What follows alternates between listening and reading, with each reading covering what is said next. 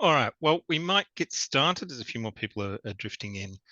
All right, thank you and welcome everybody. And thank you for joining us today. My name is Darren Britton and I am the National Assistive Technology Project Officer, it's a mouthful, with the Australian Disability Clearinghouse on Education and Training, ADCET for short.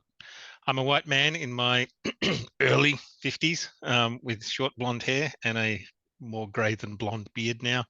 And I'm wearing a blue and white striped top over a black shirt, and I have blue glasses, blue framed glasses.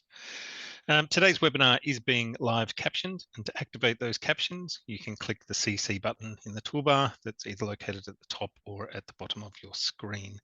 We also have captions available via a browser if you prefer to read along, which will now be added into the chat box, so you can follow that link. To start with, I just wish to acknowledge Lutruwita, that is Tasmanian Aboriginal land on which ADCET is hosted, and some of our co-hosts are joining us from today. I'm coming to you from the lands of the Wurundjeri people of the Kulin Nation in Victoria.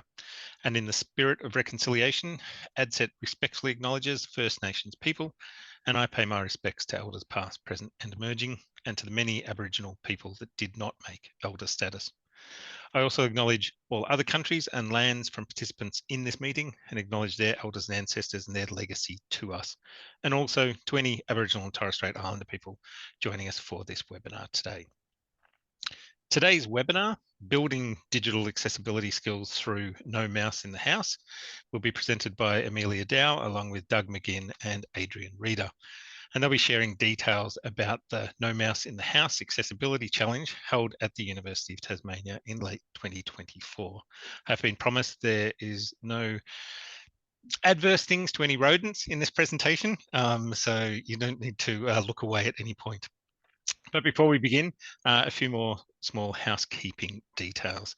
This webinar is being live captioned by Sharon, thank you, from Bradley Reporting, and will be recorded, and that recording will be made available on the ADCET website in the next few days. If you have any technical difficulties, please email admin@adcet.edu.au and we'll try and resolve them for you. This presentation will run for around 45 to 50 minutes, and then there'll be 10 minutes for questions at the end. Throughout the presentation, please feel free to use the chat box with us and with each other, but also remember to select everybody so that everyone can have access to what you have to say. Amelia will be happy to answer questions at the end, and if you have any questions that you would like asked, please use the Q&A box rather than the chat box so we can keep all the questions in one place. And without any further ado, thank you, and I'll pass over to you, Amelia.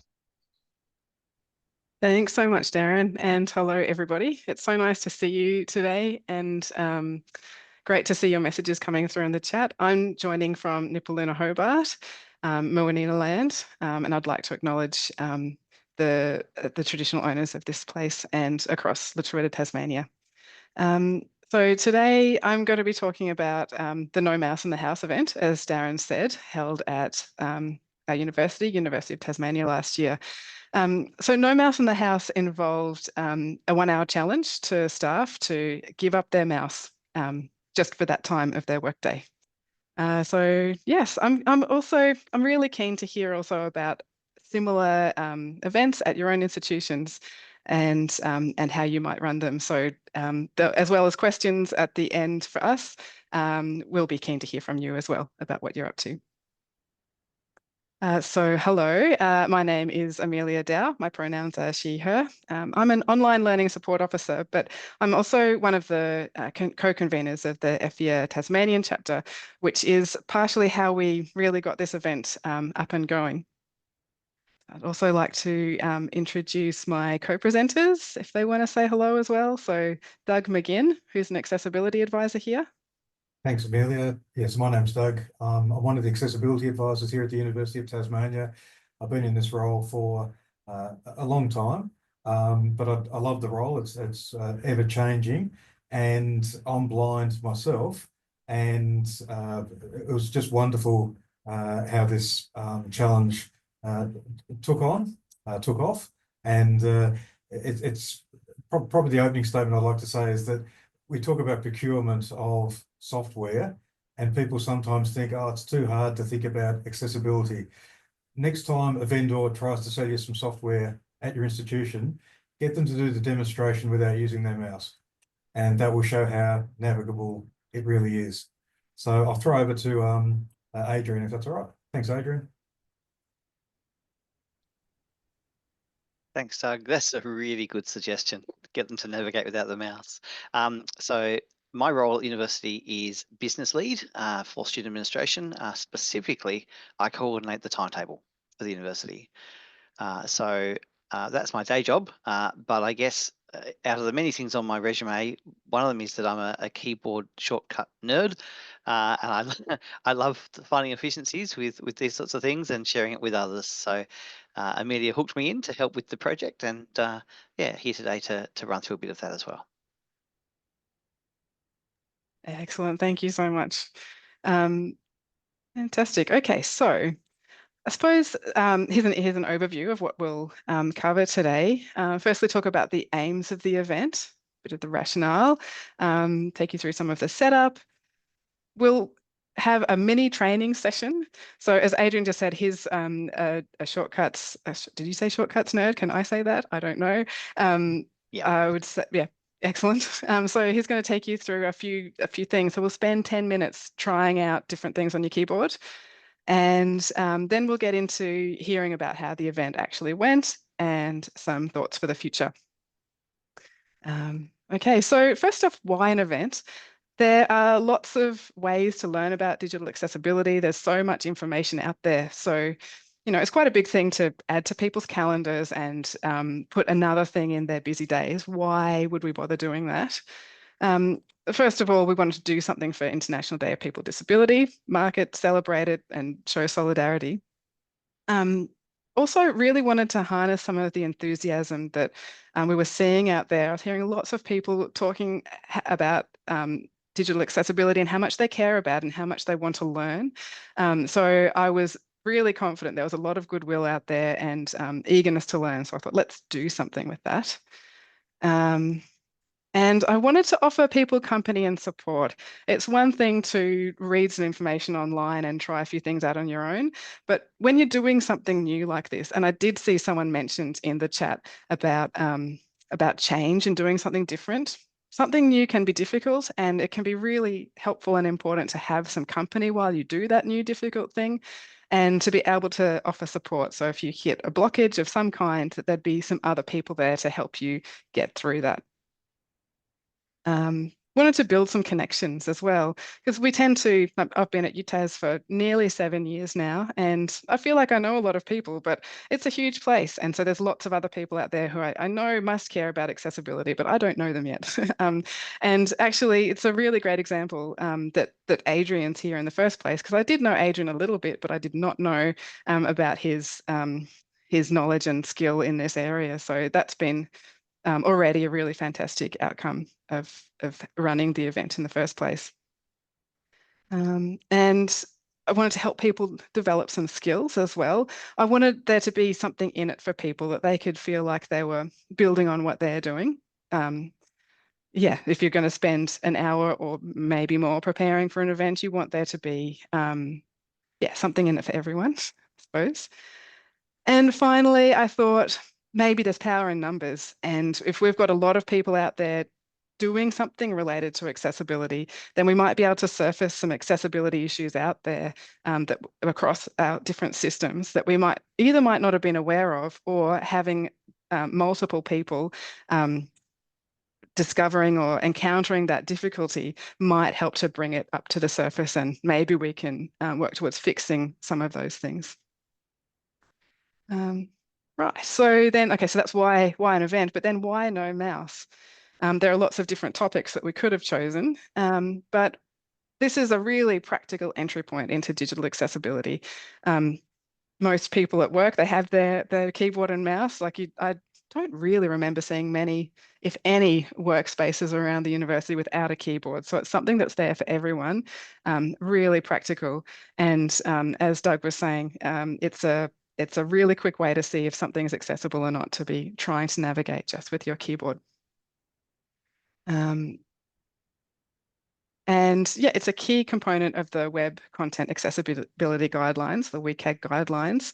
Number 2.1 is that everything should be keyboard accessible. So by focusing on just this one aspect of it, we're sort of thinking it's at least raising awareness of those guidelines and giving you a really sort of targeted entry point. If people are really keen and want to look more at those guidelines, it can be hard to know where to start, but well, here's one place where you can get started.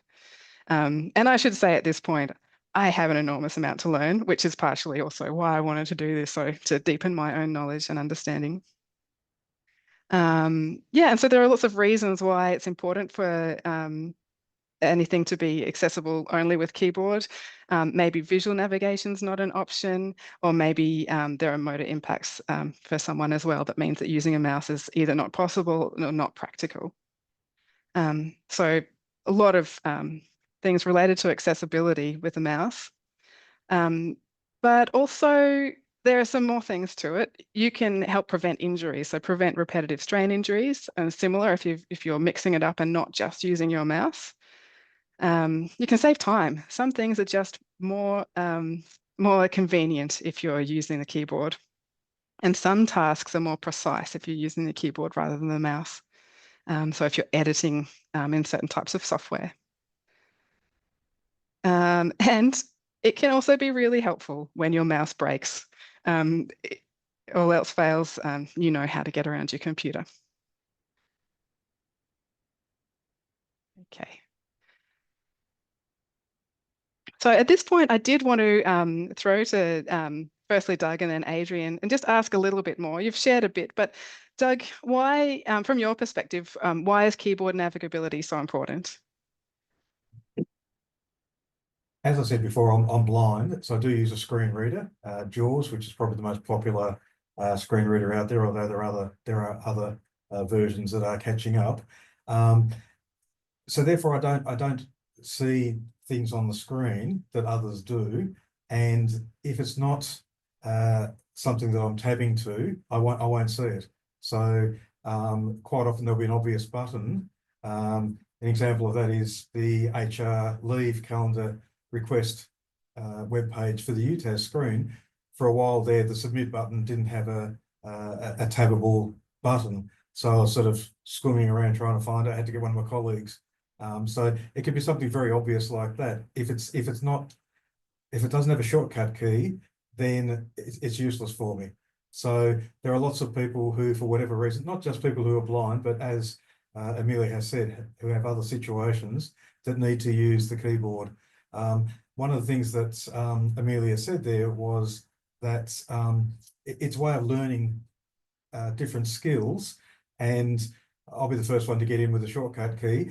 Windows L, yeah, suddenly you've been called away from your office, you need to lock your screen. So people will, click on the windows, they go up to restart, power, whatever it is, then they'll go to lock screen. Whereas you can do the same thing by just going Windows and L, and then bang, you're away. And so it's not only precise, it's so much quicker than using your mouse to get to a different stage. So for me, a lot of the stuff that I do, and Adrian has said this as well, it's muscle memory. So I'm actually quicker at getting between different programs than some of my colleagues. Obviously, there are lots of things that they're quicker at as well than me. So for me, it's efficiency, and it's a way for a lot of other people to join in on that as well. Thanks, Amelia.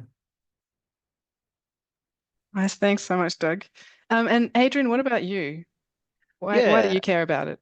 It's obviously the efficiency is probably one of the main things for me, and I don't have the same variability that Doug has. I'm blessed with being able to grab my mouse and see where that's going and things if I need to. But the efficiency found from using a combination of keystrokes to quickly get something done, I've found is excellent.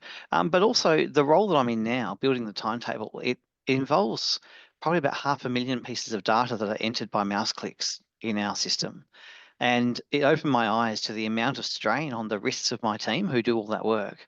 And so I was determined to try and find ways around having all of that mouse clicking where the action of using a keyboard is much better for the fingers in many respects. So that's a key thing for me too. Excellent. Thank you so much. Right. So I'm going to go now to a little bit more information about the event setup itself.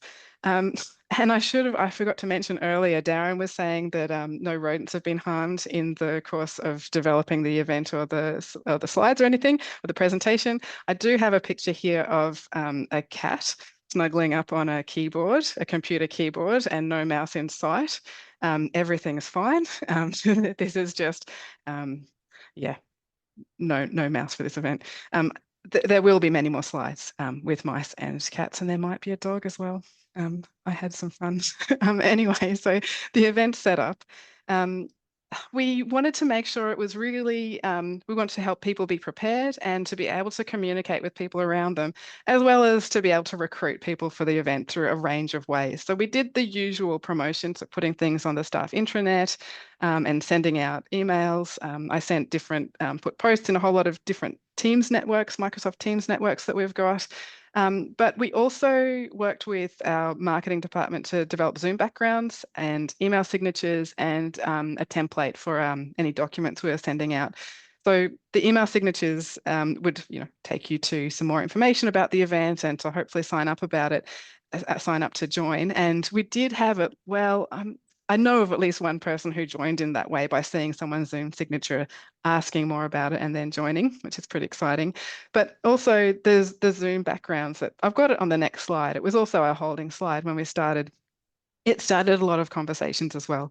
So you could let people know that it was coming up, but also during the event, you could have that, the idea was you could have the Zoom background on and let people know that probably during this hour, you might be less efficient than usual. And these are the reasons why.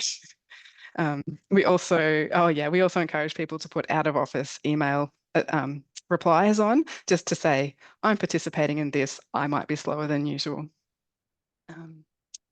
So we did that. We had a training session in the lead up as well, of course, recorded and sent out. But before the training session, we also sent out like an A4 survival guide that you could put on your wall and refer to. And we sent this out before the training session because we wanted the training session to be really practical, so people could come along and maybe test things out beforehand so that they can then make the most of the training session and prepare for the session. Having said that, if people didn't do any of those things, that's still fine. And there were people who came along and just joined the event cold on the day, and that's fine. They still got a lot out of it, I think. That A4 survival guide, we've actually edited it since because we discovered a lot during the day. And it's now an A3 survival guide. I'm sorry, it's just for Windows though. Mac users, we've only got the Windows one. And we also had an opt-in Teams channel for moral support and technical support during the event. So people could nominate any hour during that day that they were going to do the challenge. So, choose a time when they might be able to concentrate on it more. So that Teams channel was pretty busy throughout the day. And we called it the Brains Trust. Adrian was there. Very supportive throughout the day, and a lot of other people as well trying to help each other. I thought it was very important that was opt-in because people don't want more notifications if it's not helpful. So yes, we just left that there. Okay, so there are all the main things about how we had it set up, I think. On the next slide, I'm just going to show you. You may have seen at the start, this is the Zoom background that Sean McBain in UTAS marketing set up for us.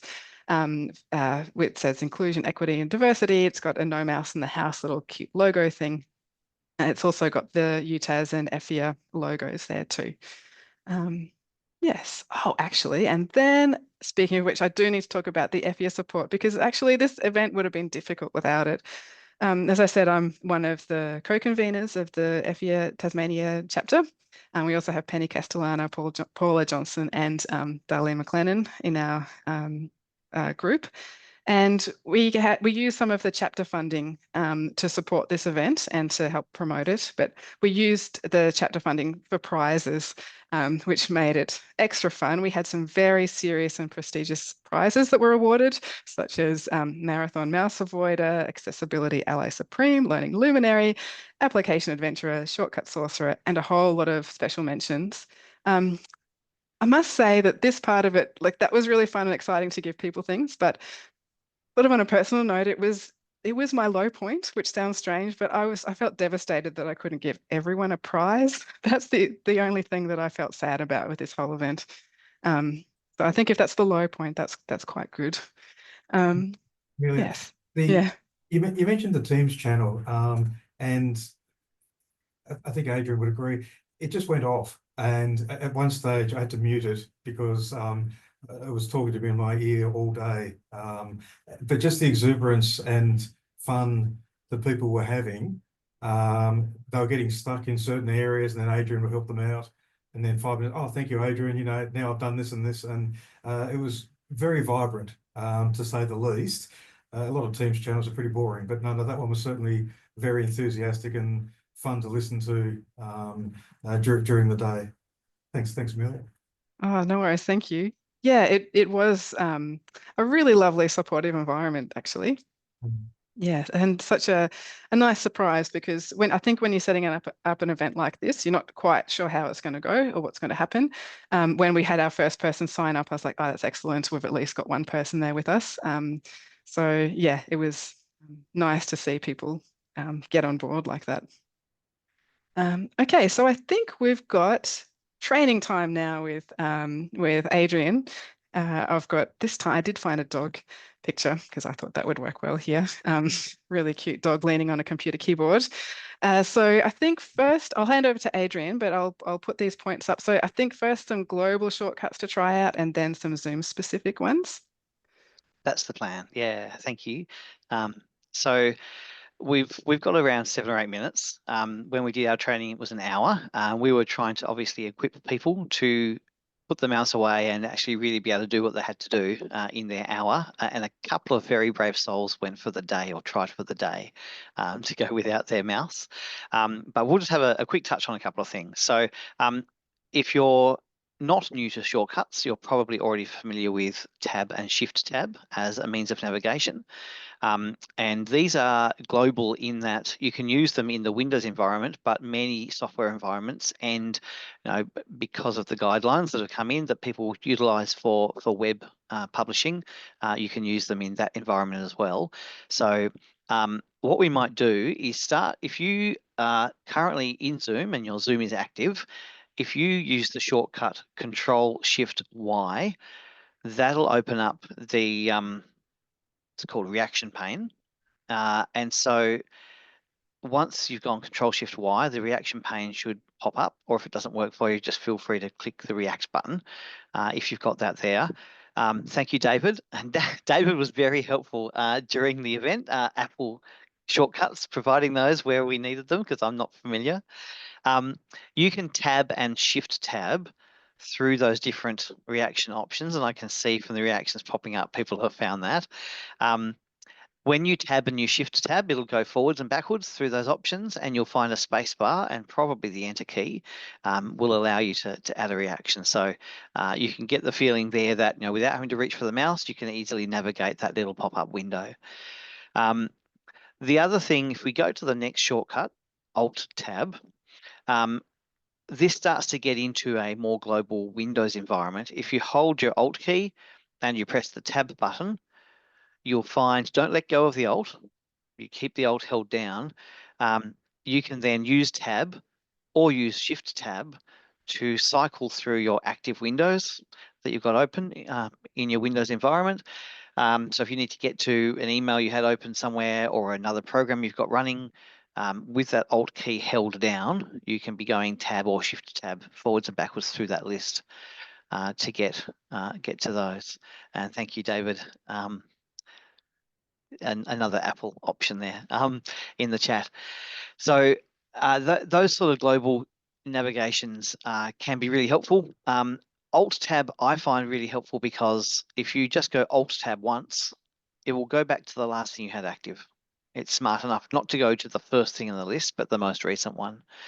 If we pop up the next one, and I'm just conscious of driving through this quickly so we get them all done. Windows and full stop will open up an emoji screen. Now, if you do that right now, you'll probably open up an emoji screen in your Windows environment. It'll probably come up at the corner of your taskbar. But the other thing you can do is if you've got the chat panel in this webinar open and active, so if you've got your typed message here, you can probably, certainly with my profile here, it works. You can go Windows full stop, and then you can use your arrow keys to locate an emoji that you want to pop in. And you can select the emoji, and you may have to then hit escape to get rid of that panel, and then hit enter in order to send your emoji. And I can see a few emojis popping up now that have come in through the chat. So Windows full stop is that emoji option, and you can probably use that in most Windows text typing environments, like in Word or in email. So that's a helpful thing if you like your emojis.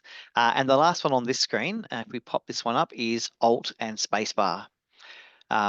So Alt and Spacebar, if you use that, I do find now that this is a little bit different depending on what part of your screen is active. If you're in a Windows environment, you might find that Alt Space is now giving you a Copilot shortcut. So those who've had a Windows upgrade and included Copilot, I've found the shortcut has started pointing to that in some instances. But aside from that, generally, Alt and Spacebar should give you controls for the window that you're in, and it'll let you move, minimize, resize, maximize, or close the window that you're in. So that's worth keeping an eye on that. As new things come in, sometimes keyboard shortcuts can change. Let's just jump into the Zoom ones. We've obviously been using some Zoom ones already, and we can't use all of these in the webinar context. But just to talk through them, and we used the Zoom ones in our presentation because we were in a Zoom meeting, and it was a collaborative Zoom meeting, so everyone could unmute, show their video, and discuss. So muting and unmuting is Alt-A, A being for audio, and then stopping and starting your video is Alt-V, obviously V for video. The other one with your audio, if trying to get to Alt-A and unmute and talk and then Alt-A again, if that's all a little bit tricky, if you simply hold spacebar, it'll unmute you temporarily while you speak, and you release spacebar and you go back onto mute. So that's a really helpful shortcut. We didn't add it in, actually. We should have added that one. I mentioned before, when you're in the chat and you use that Windows and full stop, it can open the emojis and you can type those in. We've got here the shortcut for opening chat, which is Alt-H. If you want to navigate and go into the chat space and type in there, the easiest thing for many, obviously, is grab the mouse and click where it says type message here. But when you're in the Zoom space actively, if you're tabbing, it will go around through the menu options that you've got. So you can go tab a few times to get yourself into the chat space. But also, if you go Alt-H to close the chat and Alt-H again to open the chat, by default, the chat area is activated. So sometimes going Alt-H twice is quicker than going tab, tab, tab, tab, tab. And you'll find out these sorts of things if you really start to play with them and practicing navigation. You'll find that muscle memory that Doug spoke about will kick in, and you'll start to learn a combination of keys to see, what will take you where. Sam Ferreira mentioned earlier about experiencing discomfort, and going through that process to understand how it might be for other people. The beautiful thing about the discomfort of trying these new things actually is improving your skill set and being able to navigate more quickly. So yeah, that's an excellent thing. And the last one on this list, which we hadn't touched on, is Alt-Q. Don't do it because you'll leave the meeting, but maybe at the end you can try that one out. And thank you. There's been a few mentions in the chat of other keyboard shortcuts. There are so many, but Darren Britton, I love the one that you're talking about there, having multiple monitors. You can Windows Shift and left or right to switch the monitor that something's on. So there are so many. It's so much fun, but that's a touch on what we looked at. Amazing. Thank you so much. I'm actually going to bring this slide back up right at the end to remind you of how to leave the webinar if you want to with your shortcuts. So yes, excellent. All right, let's move on to hearing about how the event actually went. I've heard a little bit already. We had 4 teams and 35 individuals sign up, so people could do it with their work team or a group of whoever, or on their own. I was so excited when some teams signed up with some really great names as well. And from a wide range of work areas and roles. So there were some of our colleagues who work in student-facing roles, but there were some people who I'd never met before and never heard of, including in some roles that are not at all related to accessibility or student support or anything. For example, we had some colleagues from the policy area join, which was just wonderful. We had 20 people in our Teams channel, the opt-in Teams channel, and afterwards 21 responses to the post-event survey. It's a little bit hard to know exactly how many people did join and participate on the day, because I do know from talking to people, there were people who joined and did the thing, but they didn't fill in the form and they didn't join the channel or that sort of thing. So anyway, some really great, great amount of engagement. So I've got a couple of some quotes from the feedback on the next couple of slides. And so this first one, this is part of their feedback. Thank you for organising this brilliant exercise. Living a limited version of the barriers that a person who could not use a mouse experiences was very effective in highlighting just how important accessible design is and how much of a barrier a single inaccessible feature presents to someone who relies on a feature being universally accessible. And one more piece of written feedback. Big thank you to the team that organised this. It was such a fun and difficult at times challenge, and I feel like I've really been awakened both to the important causes, but also to the potential of improving my digital literacy and efficiency. The group chat Brains Trust was such a lovely vibe, and I really appreciated how helpful everyone was, especially Adrian. Big shout out for fixing my taskbar dilemmas. Excellent. So we also have a couple of people here today joining who I was going to chat to and ask verbally their experiences. So David Quinn, who's an educational technologist and Mac user, and Beal Gurney, who's a user experience designer. Hi, thanks for having us. Thank you so much. You do have the option of turning the camera on if you want to, but that's just up to you. Honestly, I don't think anyone needs to see this. I've got a face for radio, that's for sure. Yes, well, whatever is good for you. It's good for everyone. So a couple of questions, like how did you go on the day? I just wanted to check, is Beal also there? I am. I thought I'd let you go first because you No. I was like, don't want to fight you for the mic there. How did we go on the day? Yeah, it was a challenge because so much of the as we've shown, I'm a Mac user, and a lot of the pre-work we'd done was with a lot of PC or Windows shortcuts.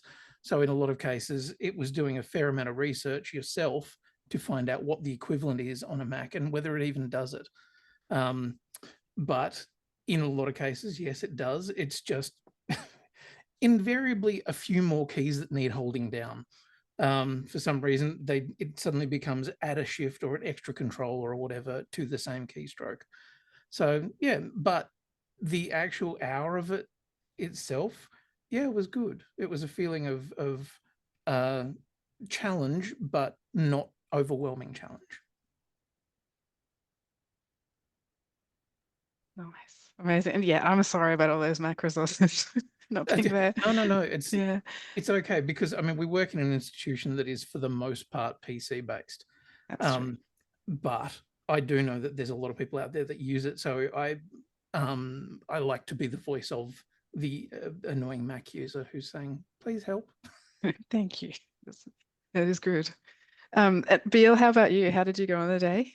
Yeah, sure. Sorry, I don't think I can turn my camera on, but I really loved it. I have tried to educate myself on and you know, try to experience kind of accessibility events as much as possible. But actually, I think what's really nice about the Mouse in the House is that it really does kind of bring value to people at kind of all points in their journey, either in kind of their accessibility learning, which never really should end, or in their journey about, you know, like Adrian was talking about, learning shortcuts. There's always more to learn. And I think time boxing it was a really nice aspect too, because you're really kind of immersing yourself for that time, and really an hour out of, I don't know, hopefully it's a more than one time thing, but an hour out of, let's say, your year, then, you know, if you just go, right, okay, this is I'm not going to like necessarily do this forever, but hopefully you'll get the benefits forever. But if you actually time box it and say that's just that time, then you can really kind of set yourself that task and really focus on it. And I think the choice, like you were talking about, Amelia, I think the choice of the keyboard access as the focus was a really nice one, because it's really easy to kind of overdo it when you're passionate about it and kind of try to cover too much. And that's a really nice contained but really functional aspect. But I think it's also an interesting paradox, because learning to just use the keyboard is really helpful, like everyone's been saying, about learning those shortcuts and making a lot of tasks more efficient, but also maybe more friendly for your wrists and whatever. So it's actually, there are lots of benefits for everyone, but it's also a really quick insight into just how frustrating things can be, how many barriers can be put up at the same time. So it's kind of that interesting paradox. But what I really liked about how it was facilitated by yourself, Amelia, and the rest of the team is what everyone's been talking about that sense of fun, that real sense of community, which, you know, I was in the chat, and yeah, I really sense that kind of the sharing of knowledge and people really enjoying learning about it, and the resources, the really bite-sized resources that were provided, so that people could get enough knowledge if they chose to engage with it beforehand, or if they just engage with it on the day, so that they could kind of get a start. And the preparation, kind of the sharing, the marketing stuff that was done, so that we could have like an email footer or whatever, so we could share what we were going to do. But in some ways, even more importantly, on the day, having those email or those Zoom backgrounds, and, you know, the suggestion of the messages to let people know we might take longer than usual. I think that really gave us kind of a sense where we weren't so stressed about, you know, appearing maybe disengaged in a meeting because we couldn't unmute fast enough or something, or yeah, that kind of, it took the stress off a little bit. I think I really did feel the pressure, even though in a meeting that I was in during the time, I really did feel the pressure to kind of unmute, and even though I'd warned the people, it was on my background. So I think that was there, that planning was there, was a really important aspect. But yeah, that's all I can think of off the top of my head. But it was a really great event, I think. Amazing, thank you.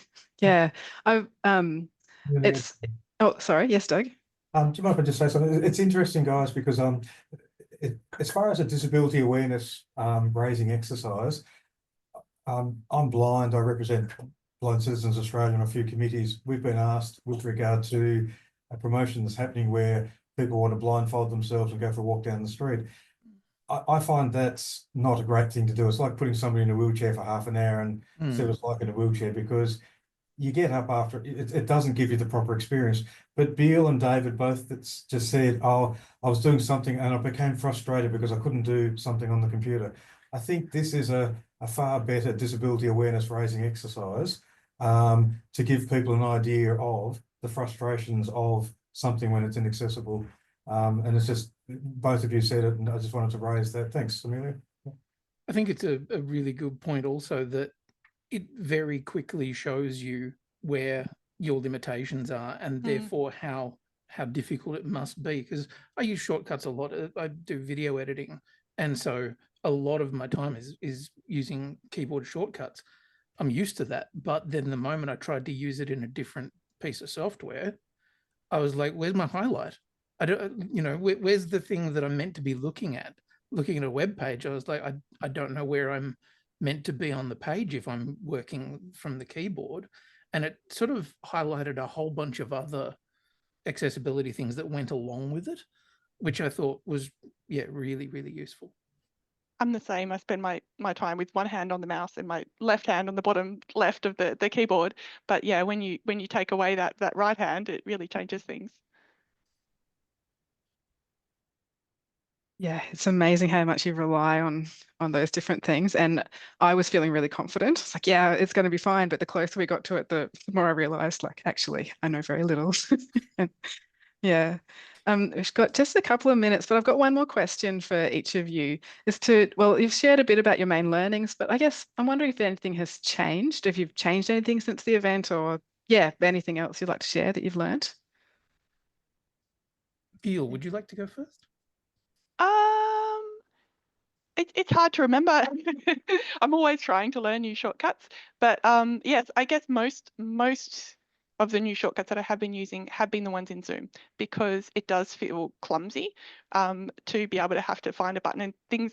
Zoom tends to be inconsistent depending on what type of meeting you're in and what mode you're in. So it's a real advantage to be able to unmute quickly, or turn your video on and off, and those kind of access the chat, react without having to fumble. Nice, thank you. Yeah, same actually. What about you, David? Is there anything in particular? Yeah, I took away a lot from this because I work in short courses, which uses a completely different LMS from our usual one at work at UTAS. Suddenly looking at it from an accessibility perspective, there are a bunch of things that I went, oh, hang on, that doesn't work particularly well. And when you are trying to navigate around just based on headings or the movement within the page, suddenly I realized that a lot of what we do, and a lot of what we actually do in an effort to be more accessible, things like including accordions of drop downs of transcripts of videos and so forth. If the accordion doesn't operate via a keyboard interface, then it's completely useless. So I then kind of thought, okay, well, let's start looking broader at those kind of things, and asked a lot of the people in that team, who are a lot smarter than me, why are these things not working? And things like ARIA labels in your HTML and code are really important, because they are actually how you navigate around a page if you are using these keyboards shortcuts. So yeah, out of this experience, I mean, accessibility is a huge part of what we do all the time. We're really trying to find the ways to make things the most universally accessible. But this one was a really good one to go, actually, keyboard navigation is really important, and we should be making sure that all of our stuff works that way. And yeah, it has led to changes. It's led to actual differences in how we code parts of our pages. So yeah. That's so exciting. That's really quite amazing. So, and I can see what you mean by saying, like, it was a way to learn more things, but other elements of accessibility, like the ARIA things in the HTML code as well. They're not a thing I'd run across. I knew that they existed. I didn't know what they did. And then when you finally do see it, and you realize also things like the heading structures in your pages, how important that is if you're trying to navigate via keyboard. If you keep jumping around the heading structure, you go from heading 1 to heading 4 to heading 1 to heading 3, it makes it really hard to navigate. So things like that really made it clear that there's a reason why these things are recommended. You know, that WCAG has their recommendations or their standards. So yeah, it was really useful. Oh, that's so great. So yeah, thank you so much. Yeah, very cool. So I think we're coming sort of to the end, and some future thoughts. Maybe do it again. Quite a lot of our feedback in the surveys suggested we do it again, so I think we should. I'd like to more thoroughly capture some of the accessibility trouble spots, like that David was mentioning, and that I'm sure there's a lot more. And there were things that incidentally we were coming up with. We did ask people to share us through the form, but maybe there are better ways that we can capture that and potentially turn that into some kind of action. Maybe we can expand to other topics. There were some, great suggestions like no sound to be found. Oh, and this is a really good point for me to say that I didn't come up with the no mouse in the house wording. That was from ADCET, I think, from a thing a little while ago. So yeah, full credit there. And it'd be great to have a way to recognise this sort of formally as professional development, because a lot of learning goes on. It is skills development in accessibility and digital capabilities, that kind of thing. And to also find out more about what other people are doing beyond our institution, because I know there's got to be a lot of cool stuff happening. Yes, and that's what we would like to hear about. So I think now we're up to questions, which means we're hopefully on time. We are on time. Excellent. So our questions, well, I'm guessing there are some questions for us and that Darren will let us know. But also we have questions for you, like, what's happening at your institution to build digital accessibility skills and awareness. And hopefully I'm not flooding with too many questions going either way. Do you have a favorite shortcut to share? Excellent. Thank you very much, Amelia, and thank you, Doug. Thank you, Adrian, David and Beal, for jumping in with your expertise there as well, I suppose, that's come into play and your experiences with it. Look, I think it's a lovely way into accessibility. And I think Doug had mentioned that, and it's something people take away those skills from. It's not just I experienced it once and then now I'm not blindfolded again. So what does it matter? I've learned a couple of things, but will I still be using those in 1 or 2 weeks time, or even 6 months time? But I think the willingness for people to, as I think your teams group has shown, to keep using those keyboard shortcuts and finding out more. So I'd be interested, because there's no direct questions sitting there in chat as well. You're talking about collating some of that information. So from where people did experience those barriers, has there been any feedback back to any of the web design teams or back to any application managers or those kind of things, or was it kind of kept as frustrations within teams? There was one particular thing that came through that I have been sitting on and just trying to work out what to do with next. Because the thing is, it happened in December, and so sometimes things take a little while to get going. So the answer is not as such at this point, apart from what David was talking about, to be changing the way they've been coding their short courses. Yeah. Oh, wait, no, but I did remember something else, because recently there's been a call out for feedback on our CRM system to ask for feedback from everyone, and it went out to some of the the student-facing teams. And I know that someone who joined No Mouse in the House was one of the people asked for feedback, and so they already have ready to go some of the accessibility issues that came up through No Mouse in the House, trying to navigate that system. So Okay. that was really exciting, and in some ways it's almost like a proactive yeah, you've got your information there ready to go when there is a good opportunity.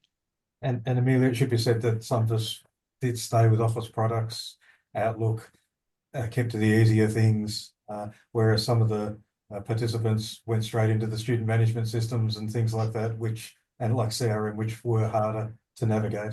So good on them. And I think that was reflected in some of your awards that you gave out, Amelia, those that tried in some of the more difficult, I shouldn't say difficult, the less common products. Yes. Thanks. Yeah, well, they sort of are more difficult because some of those ones are less accessible. And there's a reason why a lot of us, like, we sort of stuck with the Microsoft tools and Zoom as well for those. Well, they're the things we use most often, but a lot of, yeah, it's a bit better set up. Yes. Yeah, I think Application Adventurer was that award. Yes. But yeah. I love the different awards. Given the interest, is there certainly appetite to run it again, but using some of the champions you now have with keyboard shortcuts and that to help facilitate that wider? That's what I'm really hoping. Yeah, I think so. I think there is appetite to do it again, but I suppose we just have to see exactly, how we go about doing that. Yeah, I was thinking it'd be nice if you've got like different levels, like level 1, and then you come back and do it again. Maybe you're like level 2, something. Not sure. I'm sure we can find everyone some can fun become things. accessibility testers to some degree, or problem finders, I should say. That's there. Yeah. Look, there's a question there from Rhonda. You know, what LMS do you use, and how easy was that to navigate with keyboard only? So we use D2L Brightspace, and it's not too bad. Yeah, the Milo, we call it Milo here, My Learning Online. Navigating it in student mode is pretty good, but then you're really dependent on those third-party products that are embedded in it, and we've got a whole lot of ones that are like Padlet and H5P and a whole lot. So it really depends on that. Yes. Yeah. And also from an editing perspective, some of like editing the D2L stuff was not as easy. There are some things that you just can't do, or that I found I couldn't do. Maybe some other people have different things to add to that who were there. Yeah. And yeah, a few of our different systems. No good. Excellent. A few people are posting, you know, some of their favorite keyboard shortcuts. So please keep putting those into chat, because we'll collect all of those as well, and we can put some of those up with the webinar recording as well. Look, I'll just mention one of mine, and then maybe some others are able to share as well. One of my favorites, which has just saved me so much time, and probably I didn't know this keyboard shortcut existed, even though I'm a huge fan of them and reducing duplication, and I know many, is just Control K, which brings up the option to define hyperlinks. Saving, because normally you have to right click, find the menu, find the right thing, etc. that's there. How do I put a link in and put a meaningful descriptive bit rather than putting full URL? And Control K works in most dialog windows, although it doesn't work in this webinar in Zoom. It does in some other Zoom, it does in chat, it does in Teams channels as well, rather than putting full URLs in. It's such a time saver. That's there. So I'd just be interested, is there one that stood out for you, Amelia, or Doug? You've probably got your own, being a screen reader user as well. And I suppose that importance of keyboard shortcuts, and when something isn't keyboard accessible, what does that mean for the screen reader? Yeah, I suppose the one, I love Control K as well. One of the ones that I've started using really regularly since this one is, I don't think it's the standard one, but it's the one I use now, is Control Enter to send emails in Outlook, because it just, I feel like it's so much time and effort. Like you've been typing anyway, and then to switch to mouse and then find the send button. You've got to be careful and double read your stuff really well, because you can send it too quickly, but that's been really good. Yeah. But Doug, did you have anything else? I just want to say that, like we've talked about Zoom a little bit. We haven't talked about Teams as much. Most blind people love Zoom, and I can hear Andrew Downey in the background here. But Teams I do find harder to navigate. It's still, it seems to be a little bit more array-like, and sometimes the shortcut commands are not intuitive, and so it's a little bit harder to use. I'm sure there are shortcut keys for everything, but it's just not as intuitive, I find. And it's busier. The screen itself is a lot busier to try and work out what you need to do next. Yeah. So that's sort of that was more of a downer rather than a good thing to finish on. Sorry, Darren. Yeah. No, that's all right. But just with that, the importance, I suppose, of having that structure we're talking about, because a lot of the keyboard commands, especially in the online environments, around navigating, you know, that finding that structure. So without that structure being there in the keyboard navigation, I would assume, and well, I know the answer to this, but I'm asking you, that does not play very well with the screen reader, does it? So you just don't have access to information without that structure. So a lot of the Teams files, I've actually done just a reflected view within File Explorer, where you can just backspace to go up and return to go down. Within Teams, I'm still trying to learn the shortcut keys of how to go up and down in files. It's I can see where they are, but it's just harder, and it just takes a bit. It's like I said, it's just not as intuitive. There's a lot of doubling up with Microsoft products and other products with regard to the shortcut keys. Yep. Next turn. Now, oh, sorry. Sorry, go ahead, Amelia. Yeah, I was just going to say, and I think it's that thing, like, because as part of this, we were more regularly navigating Zoom and Teams and going back and forth and having to have a different set of shortcuts in mind for these different ones. It's given me a better awareness of the type of information that, what people might be going through when they're adjusting to new systems, because I'm often, part of my job is quite involved in orientation and online orientation in particular. And so it's difficult for everyone coming and learning all our new systems. And then it just gives extra insight into all of the other things that might be happening for some people. And so I'm thinking, about how else we might approach that, as in like extra information, providing shortcuts, I don't know, extra practice time. Yeah, we'll see. And look, providing even for educators and with some courses, new applications, new programs that students need to use. And for a lot of students, particularly new students coming to our institutions, it's their first experience with some of these large monolithic softwares that we use, and LMSs, and a lot of students haven't experienced H5P and a whole range of different things before. So giving a brief list of just a couple of shortcuts of how they can quickly navigate some of these things can just help people in terms of get orientated around bits and pieces, because you start talking about the structure, this will send you to this, etc. So can everybody just join me in thanking Amelia, Doug, Adrian, David and Bill for their input and for their session today. And you can do that with the keyboard shortcut, which you'll probably remember, the Control Shift Y for the reaction. And yeah, we can see those reactions coming up on screen. Absolutely lovely. Thank you all. And thank you also to our captioner, Sharon, for providing the captions today. That's it for this webinar. An email will be sent out when the recording is available on the ADCET website. So please feel free to share this with your colleagues and keep the discussion going around, accessible keyboard navigation. We ask you to also complete a short survey if you have time on this webinar, and sign up for our newsletter. Links for these will be added into the chat box. And please save the date. We've got a couple of upcoming webinars, one on the inclusive assessment design from access to participation, ADHD and artificial intelligence, strategic tools and academic practices for students with ADHD, which are coming up soon. We also have registrations are open for our Universal Design for Learning Symposium in June.